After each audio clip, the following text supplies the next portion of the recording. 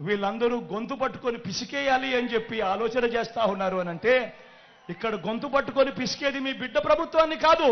గొంతు పట్టుకొని పిసికేది నా అక్క చెల్లెమ్మల గొంతులను,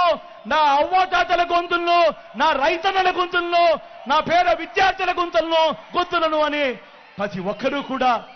గమనించవలసిందిగా కోరుతా ఉన్నా. వాలంటీర్లందరూ మళ్ళీ ఇంటికి రావాలన్నా, అవ్వాతాతల పెన్షన్ మళ్ళీ ఇంటికే రావాలన్నా,